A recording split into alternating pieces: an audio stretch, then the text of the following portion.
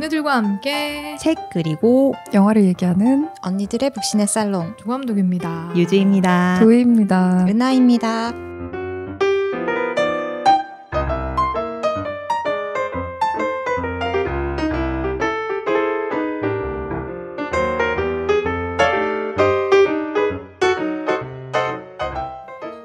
잘 즐기고 있어요? 가을 날씨?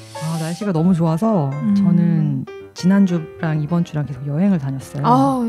혹시 유주님 추천할 만한 가을 여행지 있어요? 제가 지난주에는 공주랑 부여를 다녀왔어요.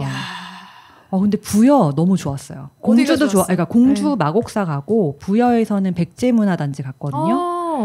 그 도희님이 추천해 주셨어요. 그때 부여 간다고 하니까 백제문화단지 좋다고 하셔가지고 갈까 말까 고민을 하다가 그래도 가볼까? 그래가지고 친구랑 가봤는데 사실 너무 좋았어요. 사실은 뭐죠? 별로 기대 안 했던 얘기죠? 네, 생각보다 훨씬 좋았어요. 그러니까 그냥 되게 부지가 넓더라고요. 그래서 그냥 걸어 다니는 데인가? 약간 이렇게 생각하고 말았는데 안에 되게 잘 해놨고 그리고 우선은 그 사람이 많지 않아서 좋았어요. 저는.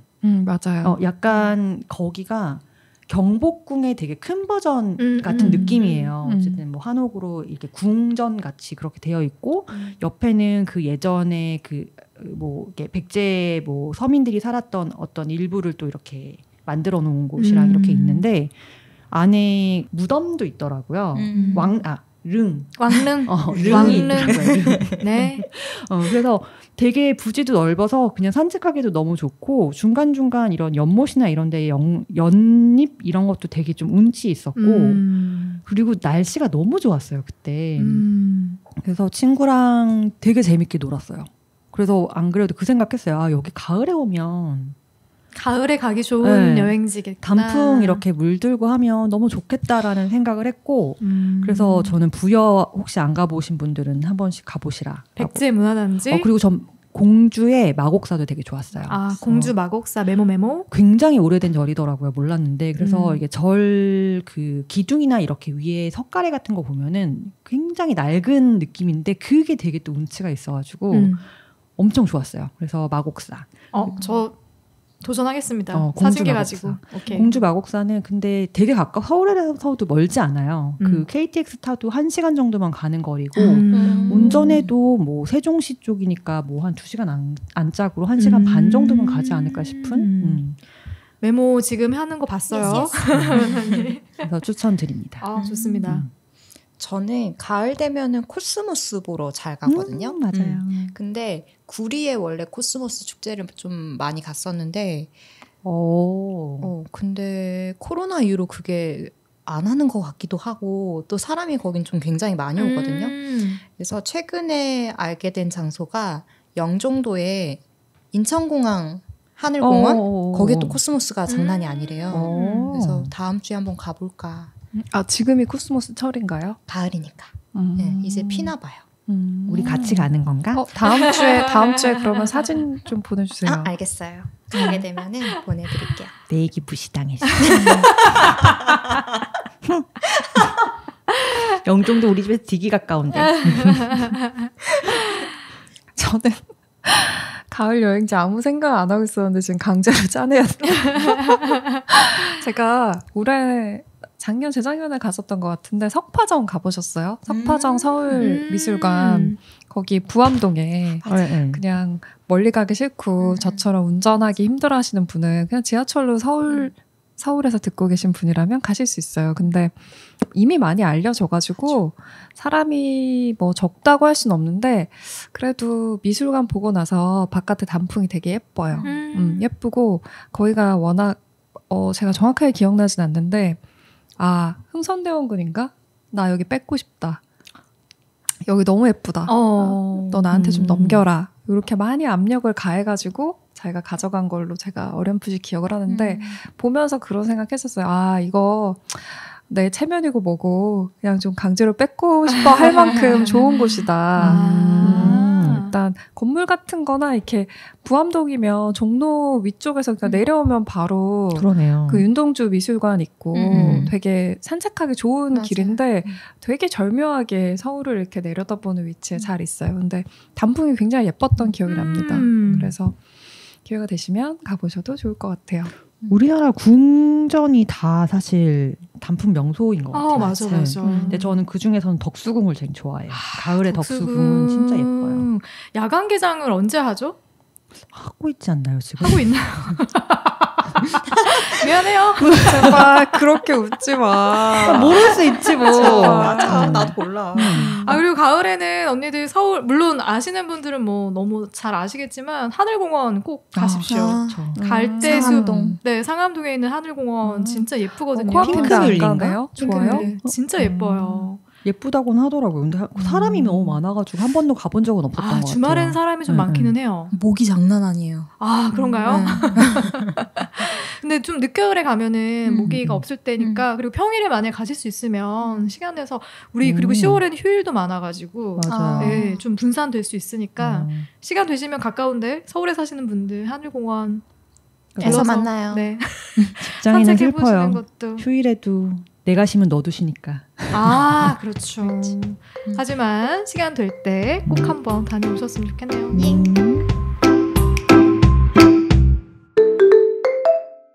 오늘 은하님이 선정한 영화 메스? 네. 라는 영화죠? 네.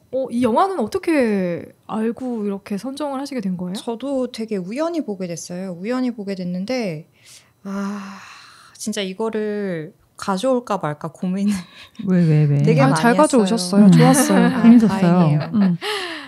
그래서 이게 어쨌든 무거운 주제로 얘기를 하고 있고 러닝 타임이 굉장히 긴데 한 2시간 정도 되는데 한 장소에서 이동 없이 그냥 맞아. 계속 대화로만 이어가거든요. 그러다 보니까 살짝 좀 지루하거나 힘들 수도 있어요. 그래서 그럼에도 불구하고 제가 이 영화를 보고 나서 좀 묵직한 여운이 남아서 언니들과 한번 얘기를 해보고 싶어서 가져왔는데요. 일단 이 메스라는 영화는 6년 전에 미국의 한 고등학교에서 한 학생이 총기를 난사하는 사건이 발생을 하고 11명의 사상자가 발생합니다. 그래서 어렸을 때부터 굉장히 부끄러움이 많았다고 하는 헤이든이라는 아이는 아이들과 쉽게 또래들과 어울리지 못했고 그러던 와중에 자신을 잘 챙겨줬던 학교의 수학 선생님, 남자 수학 선생님에게 남다른 애정을 품게 되는데요.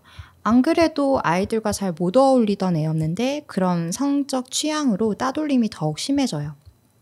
그러던 어느 날 헤이든이 사제폭탄을 만들게 되고 그거를 좀 인적이 드문 숲속에서 실험을 해보는데 이제 그로 인해서 뭐 사상자가 발생했던 거는 아니지만 어른들에게 꾸지람을 듣게 되고 이 아이가 핑계라고 된 것이 나 나중에 국방부 무기공학사가 되는 게 꿈이다. 그래서 대수롭지 않게 넘어가요.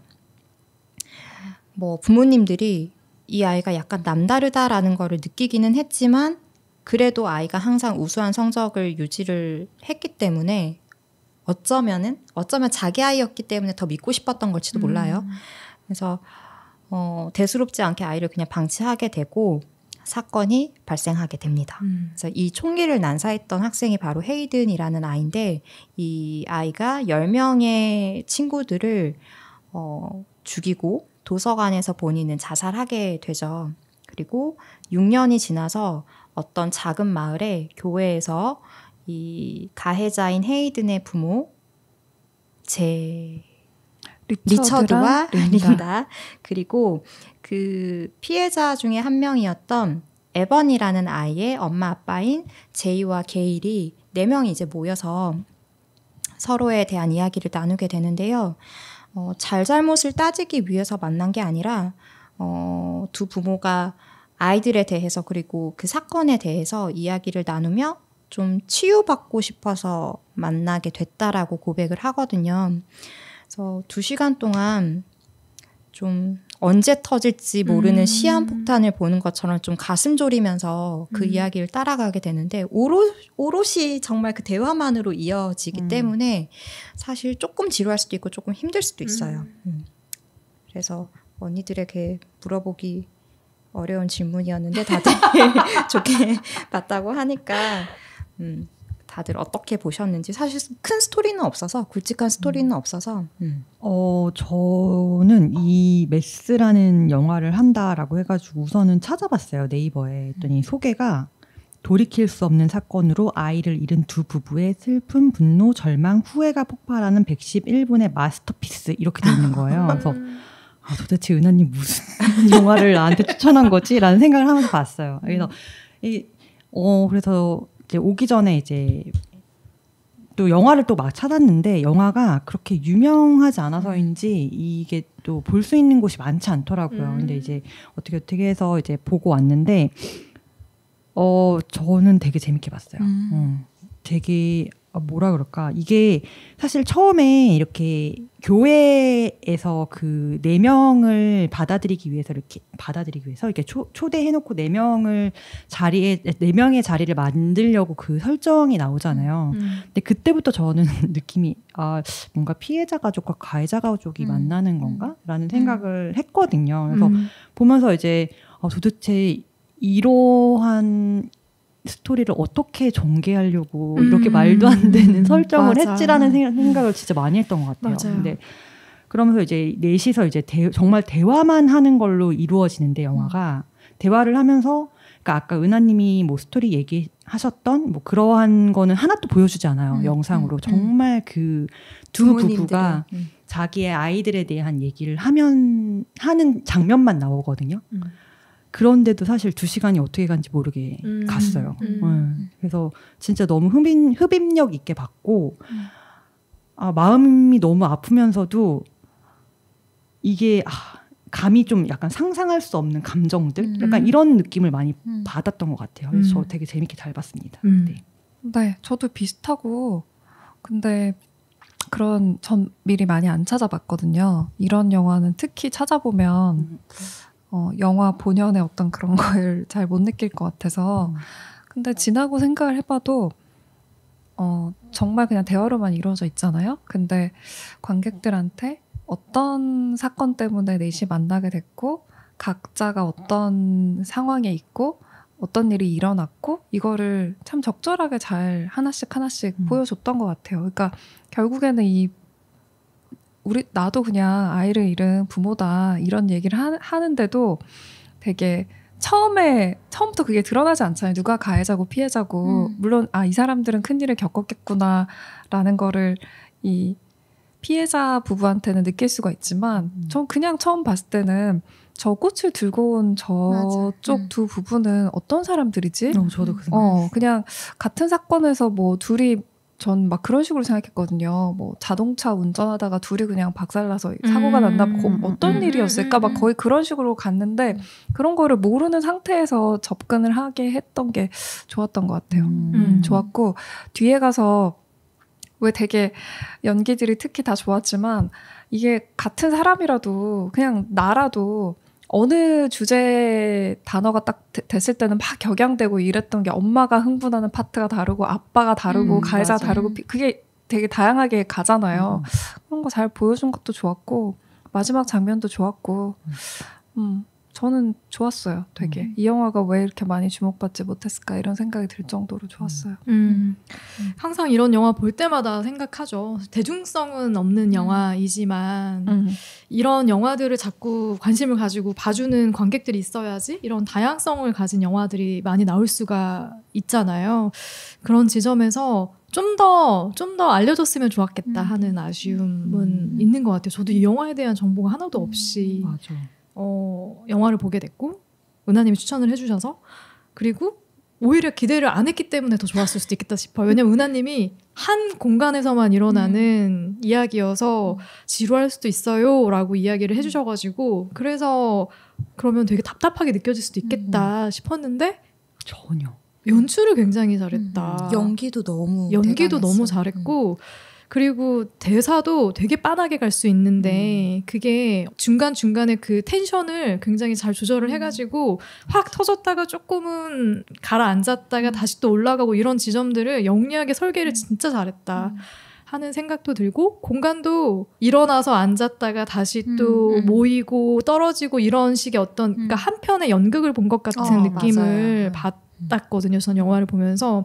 그래서 감독의 그런 제한된 공간에서의 심리 묘사를 어떻게 효과적으로 잘 끌어갈 것인지에 대한 능력치가 거의 뭐 최대치로 발휘됐다라고 느껴질 정도로 연출이 저는 굉장히 좋았다는 생각이 들었어요. 그래서 뭐 111분이라고 하지만 그 시간이 오롯이 뭐 2시간의 시간이 느껴지지 않을 정도로 저한테는 흡입력 있게 잘 다가왔던 영화였습니다. 네. 이게 실제로 발생했던 그 콜럼바인 고등학교 난사 사건을 보고 영감을 받아서 감독이 만들었다고 하더라고요. 그렇구나. 그런데 이게 정말 보면서 이 메시지가 너무나 묵직하고 나누고 싶은 이야기가 있는데 막상 어떤 이야기를 나눠야 할까 너무 물음표가 드는 거예요. 그래서 일단 항상 어려운 주제인 것 같기는 한데 이게 영화를 보면은 이 헤이든이라는 아이가 적응을 잘 못했어요. 학교 생활에 잘 적응을 하지 못하고 아이들로부터 따돌림을 받았던 것 같거든요. 그러다가 뭔가 본인이 분노의 수치가 계속 올라가고 증오가 생기고 결국에는 그렇게 총기 난사를 하게 되는 사건까지 발전을 하게 된 것 같아요. 근데 물론 이 아이가 이런 결과에 도달한 이 결과만 놓고 봤을 때에는 당연히 잘못한 거지만 사실 그 속에 수많은 가해자들이 또 있다라는 생각도 들기는 했거든요. 그리고 실제로 어느 학교에서나 이런 현상들은 있잖아요. 누군가를 따돌리고 이런 현상들 갈수록 더 심해지는 것 같아요. 그래서 언니들은 이 사건에 대해서 가해자지만 동시에 피해자이기도 했던 이 아이에 대해서 좀 어떻게 느끼셨는지 이야기를 나눠볼까요?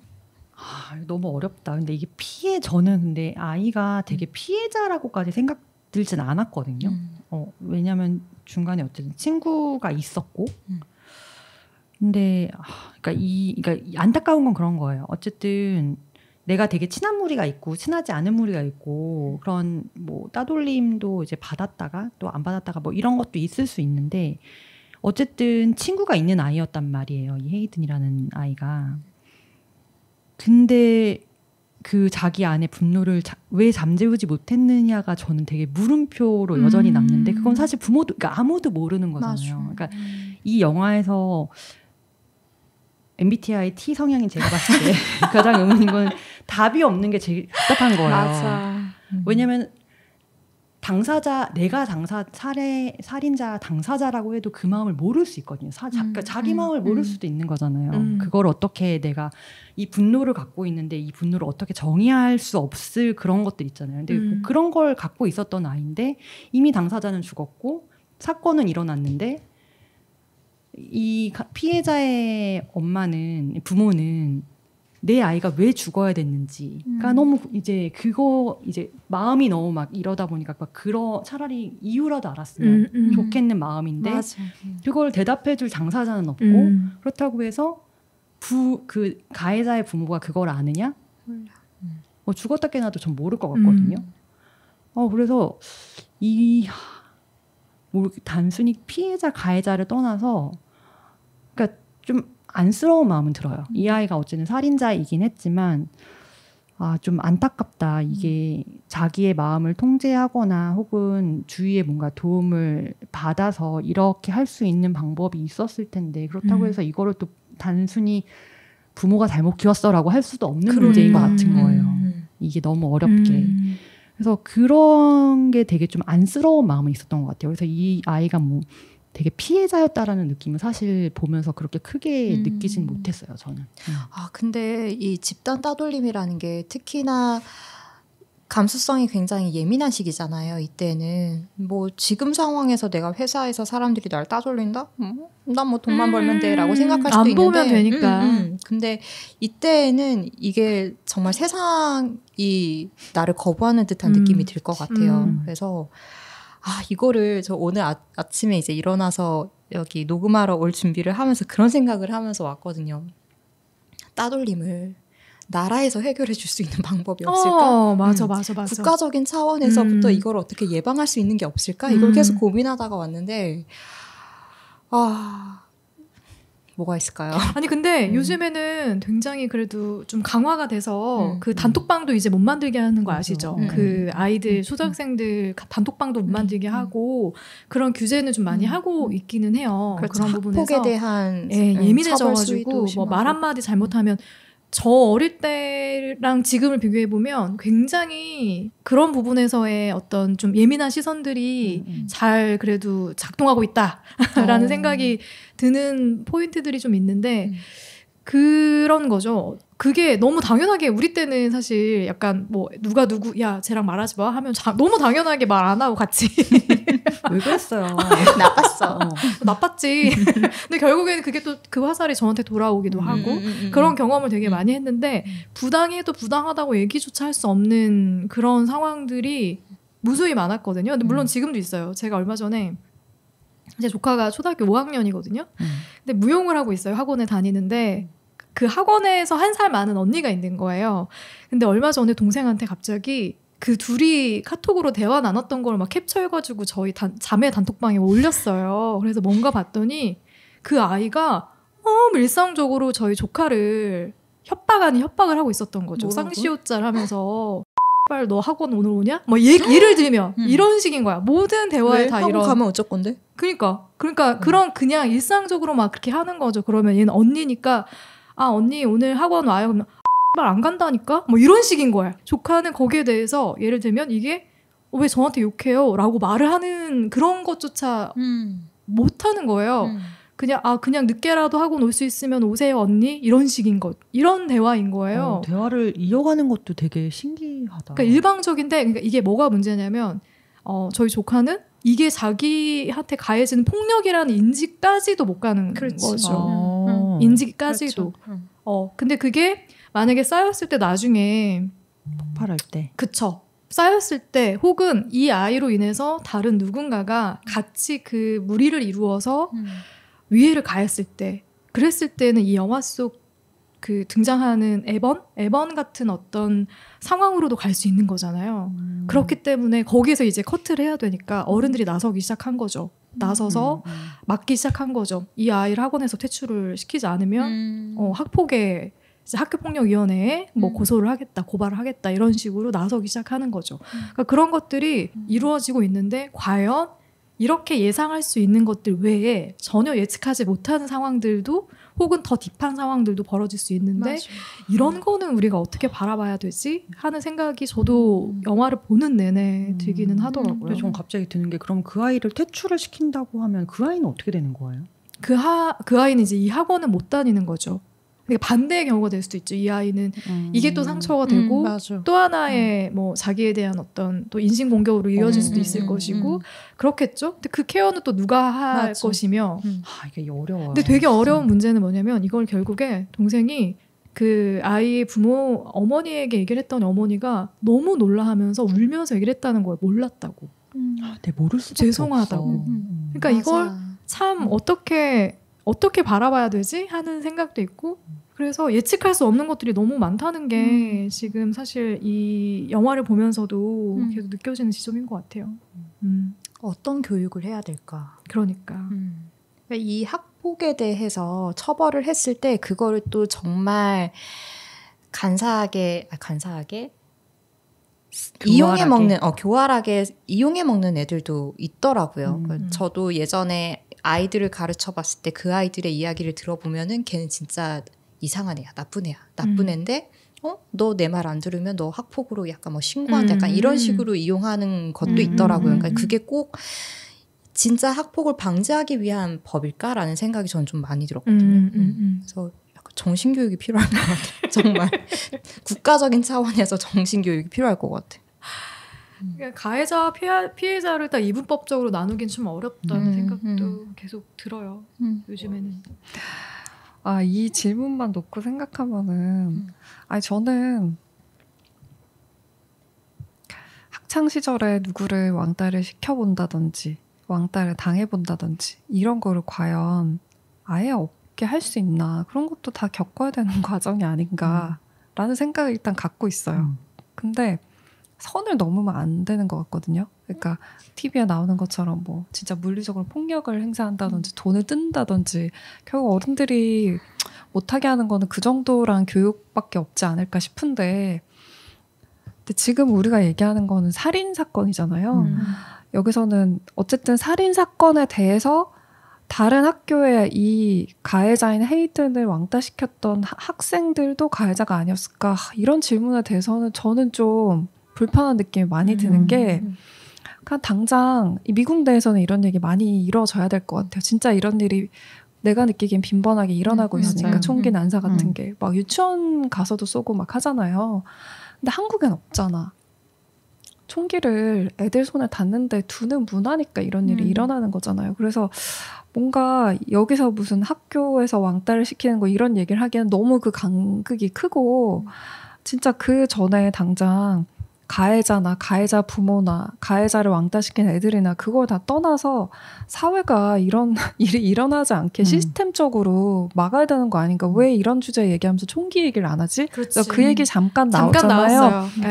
애의 심리로만 접근해서 안 되고 맞아요. 총기도 같이 나와야 된다 이 얘기하는데, 아마 그거 민감해서 그런 것 같아요. 더 정치적으로 가야 되는 주제니까 이제 그냥 지나간 것 같은데, 나는 그 생각이 사실은 제일 많이 들었어요. 그러니까 헤이든이 혼자 할 수 있는 거는 사실 때리는 정도였겠죠. 심하게 해서 뭐 칼 정도 갈려나? 근데 순식간에 많은 아이를 그냥 다 죽일 수 있는 그런 총기 같은 게 누구한테나 이렇게 쉽게 손에 쥐어줄 수 있는 환경이라는 거, 거기에 대해서 일단 사회가 정말 반성을 해야 되는 거 아닌가. 그게 너무 충격인 거지 사실. 그게 계속해서 반복되고 있는데도 맞아요. 규제가 만들어지지 않는다는 게 너무 충격이었어요 사실. 그 벽장에 총이 있을 수 있는 시스템이라는 것 자체가 나는 문제인 것 같다. 그리고 그걸 쇼핑몰에서 구매할 수 있는 시스템도 사실 무서운 거고. 정말 놀라운 게 미국에서도 총기에 갑자기 그 소비량이 증가할 때가 있대요. 그게 이런 총기 난사 사건이 있고 난 나를 이후래요. 보호하기 위해서. 네, 그것도 이게 있고 나면 우리 이제 진짜 없애야 되지 않냐 이런 얘기를 한참 많이 하잖아요. 근데 동시에 규제가 생기기 직전에 되잖아요. 그럼 자기가 되게 지금 수세에 몰린 거잖아. 그때 더 적극적으로 캠페인을 한다고 하잖아요. 저는 실제로 학교 다닐 때 어떤 남자애가 사제폭탄을 만든 적이 있었어요. 근데 그 당시에는 그걸 보고도 우리 친구들이 쟤 위험하네 이렇게 인식을 못했었어요. 오, 폭탄 만들었어, 대박. 신기하네. 그냥 이 정도로 다 인식을 했거든요. 근데 지금 돌이켜 생각해보면 걔 진짜 위험했었구나. 걔가 지금 어떻게 살아가고 있는지 모르겠는데 이 아이들도 뭔가 위험 요소들을 발견했을 때 아이이기 때문에 위험을 위험으로 인식하지 못할 수도 있겠다라는 것도 되게 문제인 것 같아요. 그렇죠. 그런 것도 있죠. 생각해보면 그 아이 되게 이상한 아이였거든요. 굉장히 사회에 반감도 많고. 헤이든? 아니요. 그 친구가 사제폭탄 만들었던 친구가. 항상 칼날을 튕기고 다니고 이런 애였어요. 그러니까 그런 아이들은 언제나 어디서나 있다는 거죠. 언제나. 그래서 그 아이를 그냥 잘 어떻게 하면 잘 발견해서 골라내서 거기서 빼낼까를 얘기를 해가지고는 안 되는 것 같고, 안 돼. 그걸 어른들이 발견하기가 힘들어. 그러면 이제 다시 그 부모가 그 테이블에서 했던 것처럼 어느 순간부터 이상하다고 보고 빼내야 할 것인가, 어느 순간부터 뭐 뇌사진을 계속 찍어서 사이코패스라고 빼야 할 것인가, 이런 개개인한테 이제 가게 되는데, 저는 그렇게 가는 것도 물론 필요하겠죠. 어느 정도까지 뭐 칼날 튕기는 애를 좀 주의를 준다든 이런 게 필요하겠지만, 그렇게 그 특이한 아이 하나한테로 집중해서 될 문제는 아닌 것 같고, 아주 정상적으로 살던 저 같은 사람도 나 더 이상 삶의 의미가 없어. 미쳐 날뛰어가지고 그냥 총기에 들고 다 죽일 수 있잖아요. 사실 이 아이는 그러지 않았을 뿐이지. 그래서 더 좀 근본적으로 내가 정말 아주 계획적으로 해를 가하고 싶지만 가지 못하게 하는 시스템에 대해서 고민을 해야 되는 거 아닌가. 10대들의 이런 총기 난사에 대해서 접근을 할 때는 그런 얘기도 많이 하잖아요. 되게 학교에 이런 게 계속 반복되면 앞에서 그런 거 아주 칼같이 체크하는 시스템 만들어야 되는 거 아니냐고.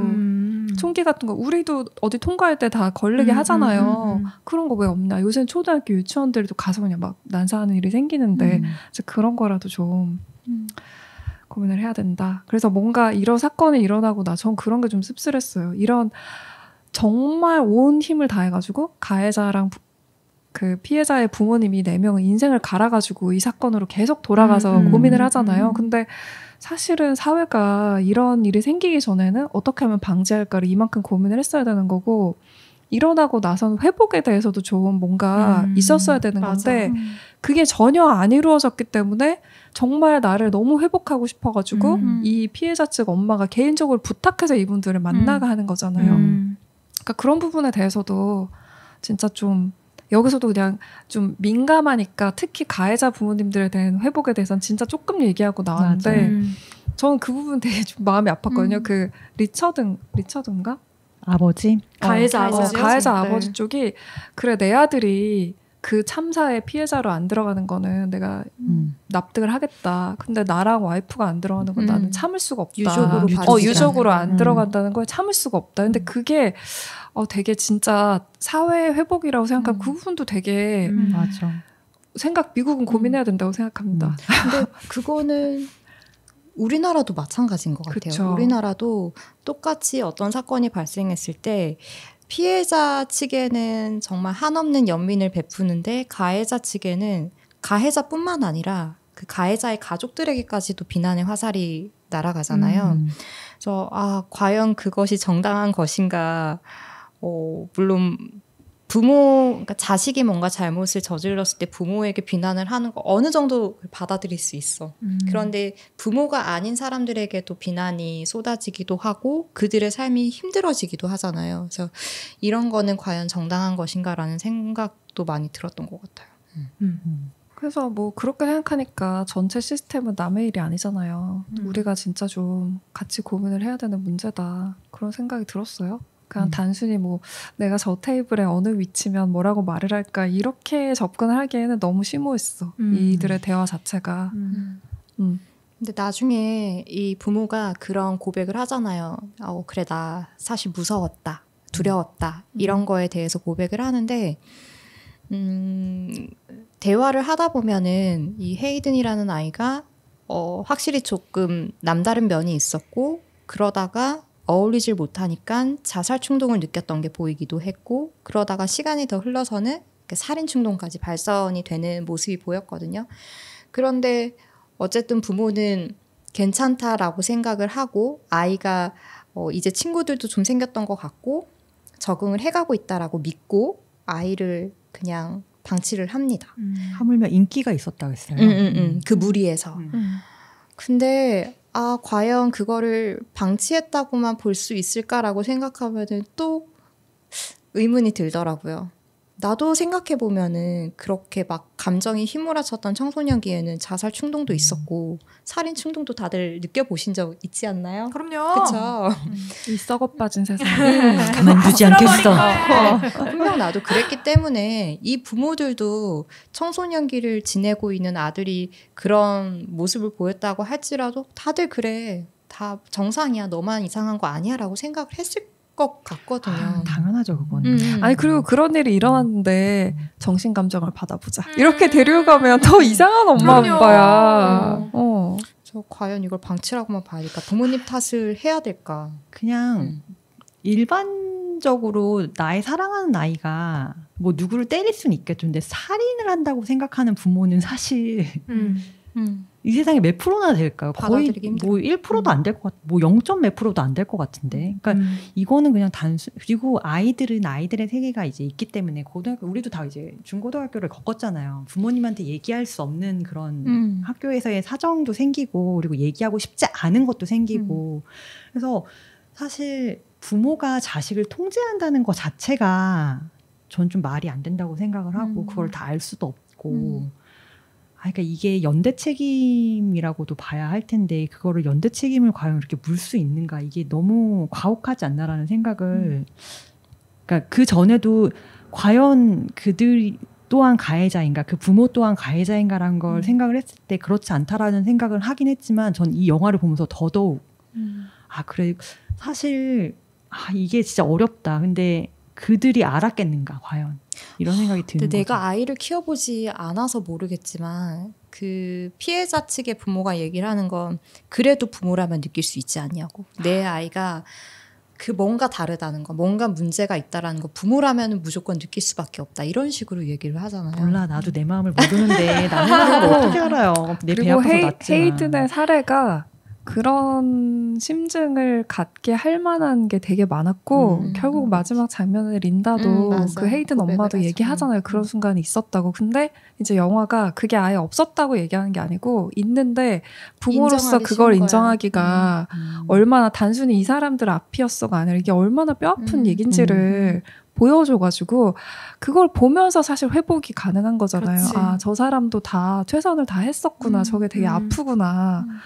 그래서 그런 과정이 참 한국 사회, 한국밖에 안 살아봐서 이런 얘기를 하는 거겠지만 그 과정이 사실 벌어진 사건은 어떻게 하겠어요. 근데 그런 거를 회복하게 하는 과정이 우리가 진짜 고민이 좀 부족하다. 그런 생각이 많이 들었어요. 그 리처드가 그런 얘기 하잖아요. 자기가 이제 벼락같이 자기 아들이 학교에서 그런 짓을 했다는 거 알고 집으로 갈 때 린다랑 나를 못 만나게 했다. 와이프랑 나랑을.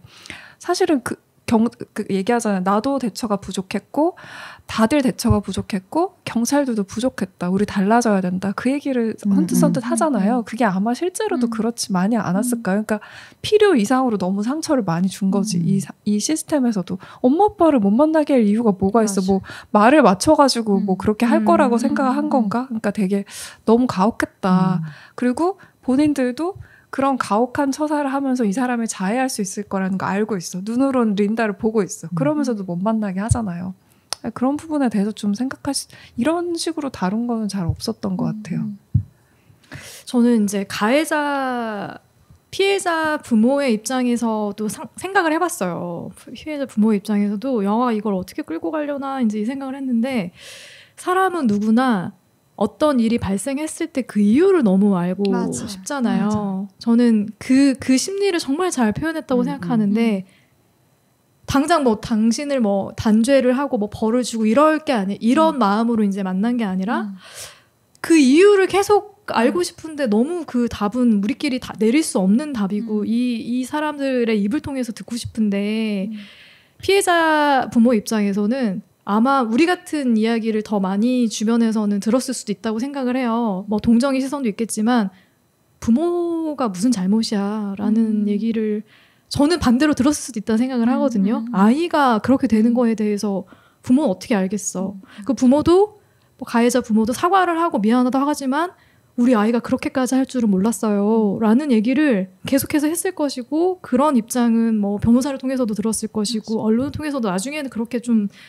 기조가 바뀌지 않았을까 싶은 생각이 드는 거죠. 피해자 부모 입장에서는 사실은 우리 아이가 너무 후회가 돼요. 그때 내가 맞을 걸 하고 후회가 돼요. 라는 말 자체가 이유가 된 거죠. 이제 이 부모에게는 이유가 된 거죠. 피해자 부모에게는 거기서 진짜 마음이 딱 사르르 눈 녹듯이 녹았을 거라 생각이 들거든요. 그러니까 전 요즘에 약간 반대로 어떤 생각이 드냐면은 아이들이 되게 못되게 행동을 할 때 아유 애들이잖아. 이러면서 이렇게 흘려보내는 순간들이 분명히 있단 말이에요. 아이를 부모가 어떻게 통제해? 라고 하지만 부모 입장에서 우리 애가 이렇게 된 게 제가 좀 돌보지 못해서 혹은 마음을 많이 쓰지 못해서 이렇게 된 것 같아요. 죄송해요. 하고 그 행동을 교정해 나가는 과정들을 보면 마음이 풀리거든요. 근데 뭐 애가 우리 애가 뭐 앤데 그쪽에서 너무 예민하게 보시는 거 아니에요? 하는 순간부터는 그 감정을 주체할 수가 없단 말이죠. 그 말은 가해자 부모가 아니라 피해자 부모가 해줘야 되는 말이에요. 맞아. 그 말 자체가. 애가 그럴 수 있죠라고 그렇죠. 하는 건 가해자 부모가 할 말은 아니야. 그러니까 저는 약간 반대의 지점에서도 생각을 해봤거든요. 왜 이렇게 피해자 부모 입장에서 어떤 얘기가 듣고 싶어서 어떤 얘기를 끝까지 이렇게 듣고 싶었던 걸까 했는데 정말 본질적으로 정말 문제가 될 수밖에 없었던 그 상황들을 내가 바꾸지 못해서 미안해요, 미안했어요라는 말을 들었을 때 그 마음이 참 위로가 됐겠구나. 그걸 듣고 싶었던 건가 보다라는 생각을 저는 영화를 보면서는 좀 들었던 것 같아요.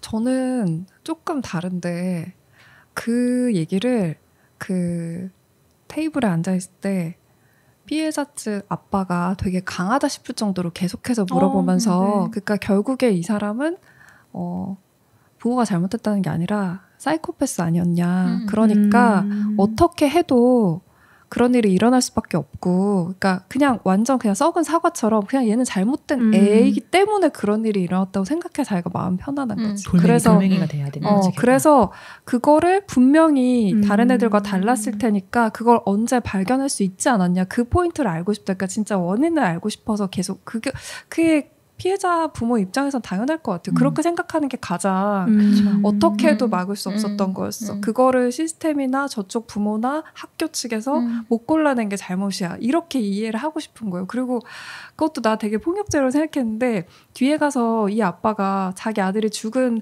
하나하나를 되게 세세하게 얘기하잖아요. 분단위로. 6분이나 내 아들을 살려두고 그걸 보면서 자기 생각에는 사이코패스가 아니면 그런 짓을 할 거라고 상상할 수가 없는 거지. 그 되게 연기 잘하셨는데 맞아. 어쨌든 그걸 되게 하고 싶어 했는데 그 말을 상대편 부모는 끝까지 못 하잖아요. 그렇죠. 나는 그렇게 생각하지 않는다. 왜냐면 난 진짜 내 아들이랑 정서적인 교감도 나눴고 애가 나를 사랑했다는 것도 되게 믿고 있고 사이코패스라고 절대 생각할 수 없는 거지. 그러니까 분명히 어느 순간에 얘가 완전히 손댈 수 없는 나쁜 존재가 됐고 내가 그걸 못 골라냈다 이런 식으로는 이 부모는 생각할 수 없는 거였을 거예요. 근데 저는 마지막에 린다가 다시 돌아와가지고 이 말을 꼭 하고 싶다 이러면서 사실 아들이 나를 때리겠다고 한 적이 있었고 그때 나는 그냥 피해서 방에 들어갔는데 그때 내가 맞고 내 아들이 어떤 아이인지 알았어야 된다 이 말을 해주고 싶었다라고 막 울었잖아요. 근데 그게 그 원인을 드디어 알았기 때문에 회복됐다고 생각하지 않았었어요. 그냥 원인은 어쨌든 남아있는 사람이 끼워 맞춰서 그냥 짐작할 뿐이고 알 수 없어 사실. 근데 저 부모도 나만큼이나 과거로 돌아가서 다 해봤구나. 그리고 나서 이렇게 한 거구나. 그래서 나는 오히려 회복이 됐다고 느꼈거든요. 내가 원한 게 진짜 원인이 그 얘는 사이코패스고 아니면 얘는 그런 때리는 나쁜 애였는데 못 막은 거구나. 이래서 회복이 됐다기보다는 그냥 어떤 그 부모의 태도랄까? 린다의 마지막에 와서 나도 너랑 똑같이 그 정도로 간절하게 과거로 돌아와 봤고 이런 걸 발견했어. 그거에 좀 마음이 풀렸다고 그러니까 느꼈어요. 결국 태도에 대한 생각을 계속 하게 되는데 저는 영화를 보는 내내 리처드가 사실 계속 불편했어요. 맞아, 그러니까 어쩌면 저도 아니 가해자의 부모라면 저렇게 당당하게 얘기를 무릎 꿇고 얘기해야지 해야 되는 거 아니야? 라는 생각을 갖고 있었던 거죠. 근데 그게 중간에도 결국 태도에 대한 불편함을 이야기하게 되거든요. 그러니까 이해가 시작되는 것은 결국 태도에서 시작되는 게 아닐까 하는 생각도 드는 거죠. 그래서 린다가 그렇게 용기를 낼 수 있었던 것도 제이와 게일이 보여줬던 태도에서의 어떤 내가 이런 이야기를 했을 때 이들이 적어도 이걸 오해하거나 다르게 해석하진 않겠구나 라는 그런 용기가 났기 때문에 저는 얘기할 수 있었겠다는 생각도 들거든요. 여기 모임에 나오기 전에 이미 굉장히 많은 편지를 보냈다고 하잖아요. 네. 그런 데서 진정성을 많이 느꼈을 것 같고 근데 저는 리처드의 태도도 시간을 많이 두고 이 사람들이 테이블에서 얘기를 했기 때문에 그래도 어느 정도 이해했을 거라고 생각해요. 그러니까 자기한테는 이 아들의 의미라는 거를 부모로서 포기할 수 없기 때문에 내가 무릎 꿇고 그렇게 할 수가 없는 거야. 되게 사과하고 그런 거 다 맞지만 내 아이가 사이코패스는 아니다. 그런 태도를 그래서 난 오히려 진정성이 느껴졌어요. 리처드의 나도. 그런 부분이. 그래서 그 피해자 아이들에 대한 걸 하나하나 다 자기가 기억해서 얘기를 하잖아요. 나 정말 알고 있다. 이게 무슨 싸우려고 하는 게 아니고 그래서 이 무게를 자기가 너무 알고 있다라는 거를 그렇게 보면서 생각을 했어. 저 아저씨는 MBTI 중에 T다. 힘들었겠다라는 건 너무 알겠는데 근데 말하는 그 대사 한마디 한마디가 좀 무미건조했어. 근데 그러니까 저도 처음에 그래서 좀 재수없는데? 약간 이 생각했거든요. 근데 제가 느꼈던 거는 그래 근데 사실 피해자 가족과 가해자 가족이 만났을 때 피해자 가족 입장에서는 가해자 가족이 어떤 행동을 해도 다 꼴보기 싫어. 그럴 것 같은 거예요.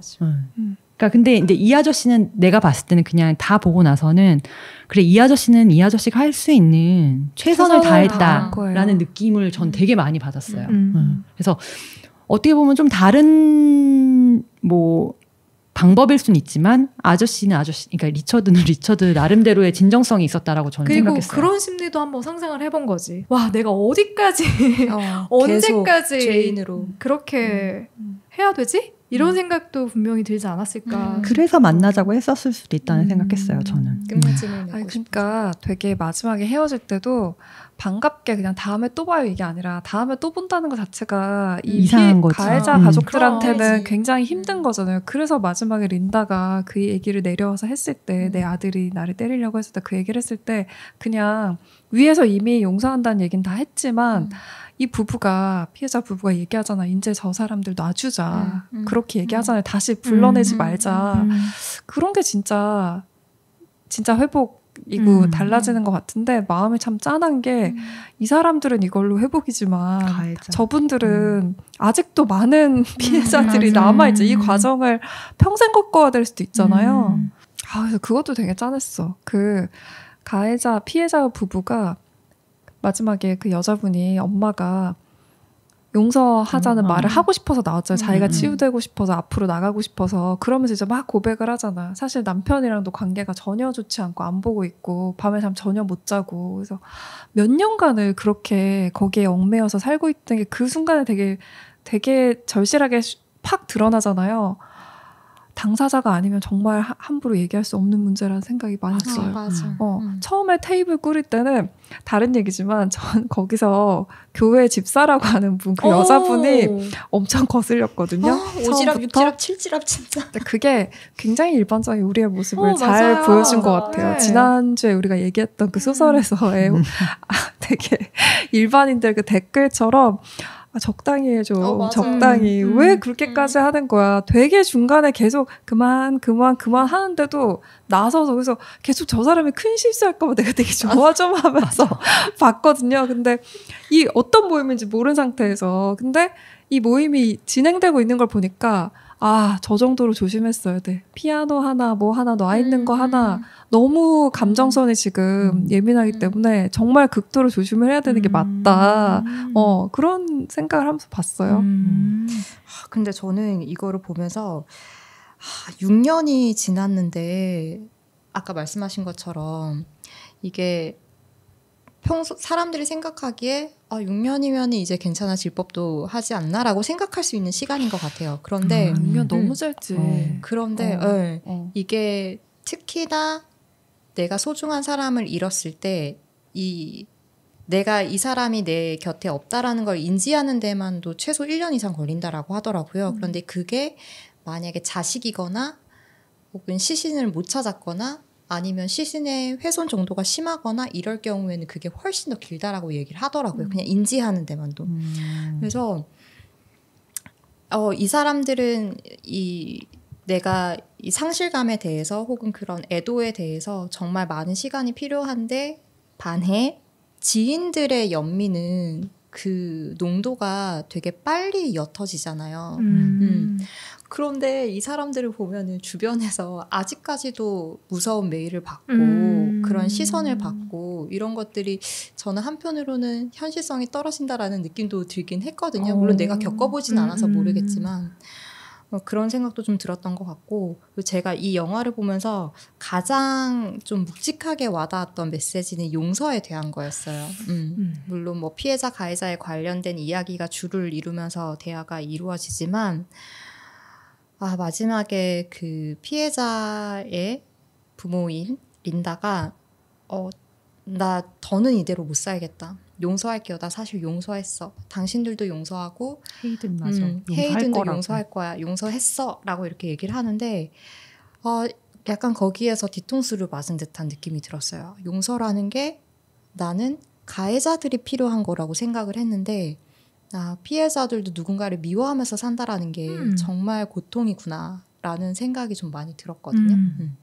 그래서 언니들은 그 부분 어떻게 보셨는지 궁금해요. 그러니까 이게 한마디로 얘기하면 되게 뭔가 감정 없는 사람처럼 보일 수도 있겠지만 그냥 저는 약간 살 사람은 그래도 살아야지라는 느낌을 되게 많이 받았거든요. 그러니까 이게 말은 용서를 한다고 하지만 그 사실 감정이라는 게 진짜 자다가도 갑자기 발길질을 하면서 일어날 수 있는 거라고 저는 생각을 해요. 근데 너무 큰 사건이었잖아요, 사실. 부모도 아니고 나의 자식, 당연히 나보다 늦게 죽어야 된다라고 생각했던 나의 자식이 먼저 간다는 거는 사실 우리는 아직 부모가 아니어서 상상을 못하지만 그거는 진짜 굉장히 클 것 같거든요. 그냥 보통 죽음은 아닐 거라는 생각이 들어요. 그래서 이 부모도 6년 동안 이렇게 끌었다는 게 전 너무 사실 6년이 뭐야? 전 10년, 20년도 이건 갈 것 같거든요. 맞아. 자식을 잃은 슬픔은. 영원히 극복 못할 수 있죠. 그리고 사실 일상생활을 하다가도 와 저는 진짜 일주일에 뭐 몇 번은 진짜 자다 벌떡벌떡 일어날 것 같아요. 너무 억울하고 나의 아이가 왜 죽어야 됐는지에 대한. 근데 이제 생활이 안 되잖아요. 생활이 안 되니까 아이도 아이지만 내가 이렇게 자꾸 나쁜 마음을 갖고 살아가는 거는 나한테도 안 좋지만 아이한테도 안 좋다는 생각을 어느 순간 하지 않았을까라는 생각을 했거든요. 처지가 있었죠. 네. 그래서 결국에는 이거는 그 사람을 진짜 용서한다기보다는 본인이 살기 위해서. 살고 뭔가 본인이 어쨌든 힐링이 돼야 되는 거예요. 그러니까 산 사람은 살긴 사는데 그리고 사람같이 살고 싶으니까. 그리고 이게 미움을 갖고 산다는 거는 진짜 저는 안 될 것 같거든요. 이게 미움으로 내 인생이 뭔가 점철져 되어지는 거는 그거는 좀 사람 사는 건 아닐 것 같다는 생각이 들어요. 유주님도 누군가 소중한 사람을 뺏어간 사람이 있어요. 그 사람을 용서할 수 있을 것 같아요. 없어서 모르겠는데요. 근데 저도 용서를 하지 않을까요? 이게 진짜 말로는 용서를 하지만 그러니까 용서를 한다고 해도 불쑥불쑥 이 사람들에 대한 그 피해자에 대한 가해자에 대한 이런 미움이 올라올 거는 같아요. 이게 완전히 그 감정 자체가 없어지는 건 아니지만 용서라는 하나의 그러한 것도 내 마음속에 같이 있는 거죠.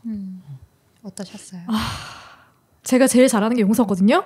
진짜? 아니 왜냐면 이유를 말씀드리고 싶은데 저 너무 이해돼요. 얘기해봐요.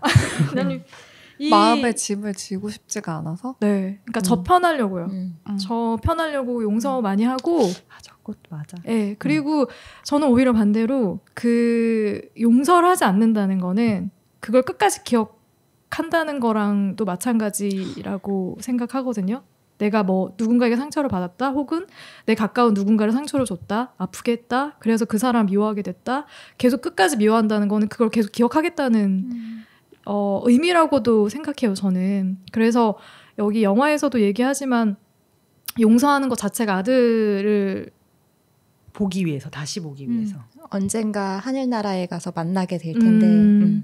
그런 의미로 얘기하잖아요.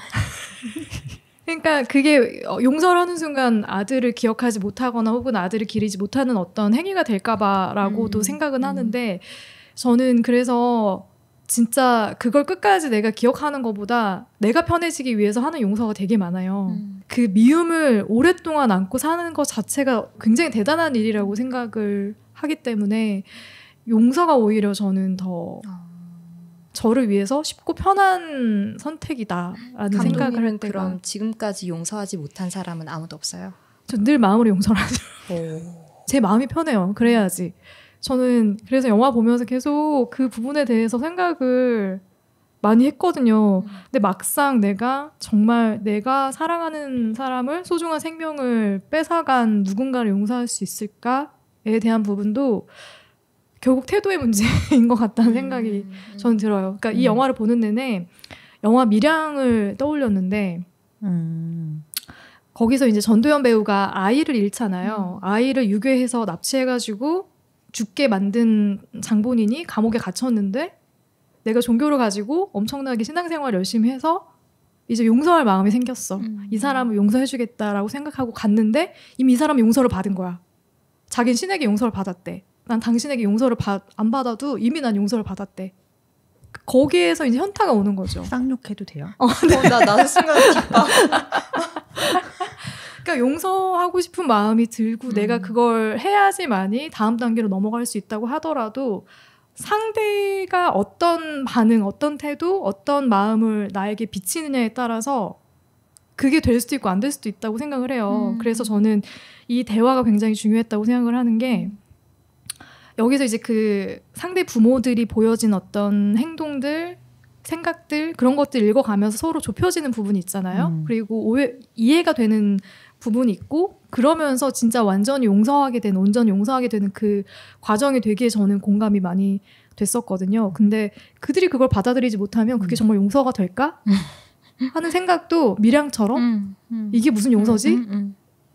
이런 생각도 한편으로 드는 거죠.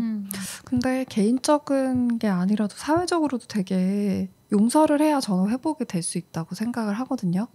그러니까 그냥 뭐 내 마음 편하자고라고 하기에는 나는 너무 그렇게 말하고 싶진 않아. 왜냐하면 나는 용서는 쉬운 게 아니라고 생각하기 때문에 상대방을 위해서든 나를 위해서든 어쨌든 다음 단계로 사람이 나가려면 그런 회복과 용서의 시간이 필요한 것 같은데 저희가 막 그런 얘기들도 많이 하잖아요. 우리나라 이 사법체계 내에서 그런 회복의 과정이 너무 배제돼 있다, 피해자들이.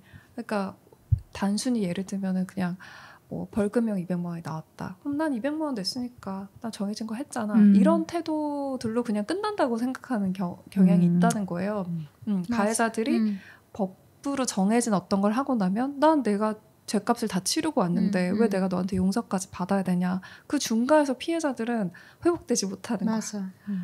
그래서 되게 제가 이제 계속 막 그런 얘기 시스템적으로 뭔가 이게 좀 되면 좋겠다. 왜 이 4명이 안쓰러운 사람들 4명이 모여가지고 이렇게까지 해야 되냐 그런 마음 계속 들었던 게 뭔가 피해자 가족들이 회복하려면 충분히 화를 낼 수 있는 기회도 있어야 되고 그걸 거치고 나서 용서라는 말을 꺼낼 수 있는 것 같은데 이분들은 어쨌든 좋은 테라피스트를 만나서 이런 걸 해보세요 했으니까 여기까지 온 거고 다행히 잘 마무리가 됐잖아요. 중간에 어느 부분이었는지 생각이 안 나지만 남편이 그랬나? 아예 딱 명확하게 얘기하잖아요. 우리들은 우리가 회복하기 위해서 너네가 계속해서 고통받는 거를 보고 싶다. 제이가 그랬죠. 근데 그게 100% 진심은 아닐 거야. 근데 그 말을 하는 거 필요해. 그런 식으로 충분히 진짜 내가 할 수 있는 걸 다 하고 나서 뒤에 가서는 마음이 풀리고 나서는 기억나세요? 처음에는 꽃 같은 거 좀 치워주실래요? 이렇게 하다가 뒤에 가서는 되게 소중하게 가지고 가잖아요. 그래서 그런 차원에서 그냥 내 마음을 편해서 일 수도 있지만 저렇게 그냥 사실 좀 생뚱맞게도 보이잖아요. 내가 이 말을 되게 하고 싶었다. 자기한테 되게 의미가 있는 거야. 용서한다. 여러분들 용서하고 헤이든도 난 용서한다. 그 말을 하는 게 생뚱맞게 보이기도 하지만 그게 얼마나 이 사람한테 필요한 건지를 아니까 나머지 사람들이 다 들어주잖아요. 그런 게 현실에서 사실 제일 중요한데 제일 잘 안 되는 부분인 것 같아서 저는 그게 좋았고 그 장면이 지나고 나서도 한 20분이 남아있길래 혹시 이게 깨지는 건가 되게 불안해서 나도 약간 그랬어요. 혹시 이게 깨지는 건가 설마 갑자기 화분 던지나 아니 화분이 혹시 폭탄인가 막 내가 온갖 생각을 하면서 봤어. 아 진짜 나는 린다가 화분 던질까 봐. 아 근데 정말 섬세하게 연출을 잘 한 게 내가 준비하고 하고 싶었던 말을 솔직하게 거기서 하는 것도 의미가 있고 그 다음 단계 더 나가서 진짜 마음으로 용서하는 것까지 나오잖아요. 나오잖아요. 그래서 그런 부분이 좋았어요. 네. 그래서 저는 사실 질문이 내가 너무 용서가 피해자일 거라고 내가 생각하고 있나 봐. 나는 그게 피해자를 위해 너무 필요하다고 생각하기 때문에 그 부분에 대해서는 진짜 저희가 다 좀 고민을 해봐야 되지 않나. 네. 저도 생각을 했을 때 나한테서 소중한 사람을 뺏어간 사람을 용서할 수 있을까? 라고 생각을 하면은 겪어보지 않았기 때문에 사실 잘 모르겠거든요. 근데 지금까지 내가 살아온 삶의 방식을 돌이켜보면은 나는 무언가를 고민하고 끙끙 앓아서 해결되는 게 아니라면 잊어버리는 편인 것 같아요. 해결이 된다면 계속 분투하겠지만 해결이 되지 않는다면 그냥 놓아주는 식의 삶을 살아왔기 때문에 어쩌면 아니네. 나 용서하지 못한 사람 있어. 나 있어. 저 되게 많아요. 언니들 어떻게 이렇게 다 쉽게 용서한다고 그냥 까먹는 거 말고 진짜 마음을 맺힌 게 없다고? 나는 되게 많은데. 나 있네요. 아무튼 저도 용서는 아닌 것 같아요. 그냥 잊어버리는 것 같아요. 그냥 안 보고 그냥 계속 미워하긴 힘드니까. 네. 뭔가 이야기만 나눴는데 힘든 느낌이에요. 근데 주제가 쉽지 않아요. 되게 생각이 많아지는 사실 주제였고 사실 그리고 이게 가해자는 나쁘다 약간 이렇게 생각하는데 사실 여긴 가해자는 아니고 가해자 부모지만 사실 가해자의 부모들이 하는 얘기가 너무 설득력이 있잖아요. 우리는 정말 사랑으로 아이를 키웠다. 근데 그거 너무 맞잖아. 그리고 사실 뭐 정말 살인까지 할지 몰랐고 그리고 이제 리처드가 하는 얘기 중에서도 우리가 무슨 얘기를 해야 되니까 자기들도 이제 실제로 모르는 같아, 거지. 나도. 어떻게 될지 몰랐고 이게 무슨 상황인지 아직 파악도 안 되고 지금 내 아들이 무슨 짓을 했는지도 그러니까 그러한 미안하다는 얘기도 단어 하나하나 골랐어야 했다고. 그래서 정말 그 대사 하나하나가 너무 맞아. 너무 설득력을 줬고 그래서 참 영화가 좋았다는 생각. 그러니까 양쪽의 입장을 다 이해도 되고 그러니까 같이 이제 보는 입장에서 같이 양가적인 감정도 느끼면서 와 이런 것들을 우리가 어떻게 과연 해결할 수 있는가. 우리가 만약에 이러한 상황에 처했을 때 뭐 이런 것도 한번 상상을 해볼 수 있고 그래서 되게 영화가 좋았다라는 생각을 했어요. 맞아. 그러니까 가해자 부모로서 왜 그때 아무런 의견 표명을 하지 않았냐. 되게 짧게 뭐라 그랬죠? 뭐 삼가 고인의 명포를 빈다 이런 느낌이었는데 그것밖에 없었냐.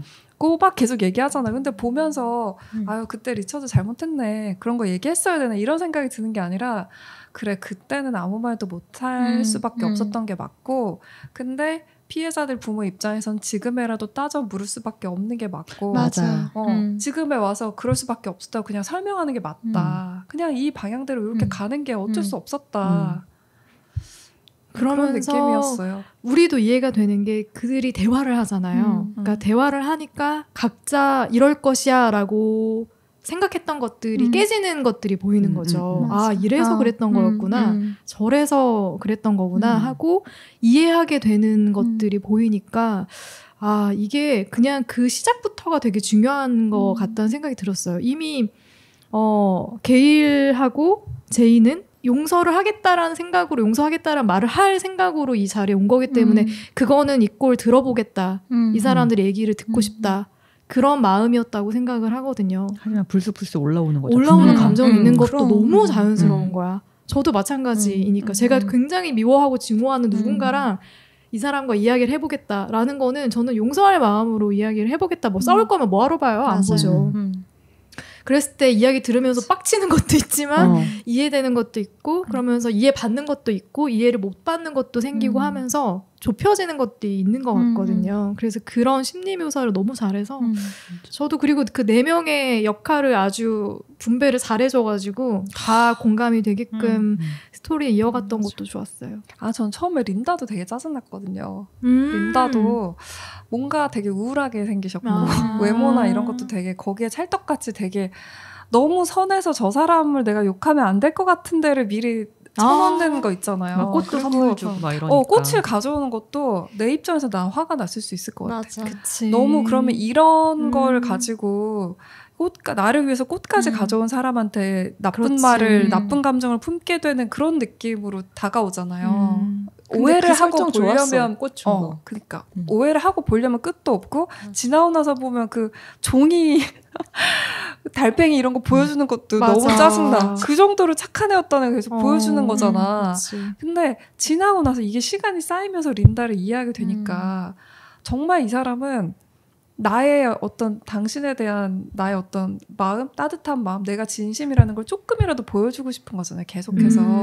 그게 효과가 있는 것 같아요. 뒤에 가서는 어쨌든 소중하게 안고 가잖아요. 그것을 진짜.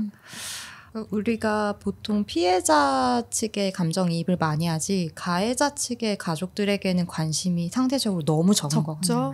근데 그거에 대해서 좀 많이 알 수 있어서 엿볼 수 있어서 좋았던 것 같아요. 아니 그래서 저는 이거 보면서 저희 그 물고기는 존재하지 않는다에서도 잠깐 나오는 것 중에 나는 가해자의 엄마입니다라는 책이 있거든요. 봤어요.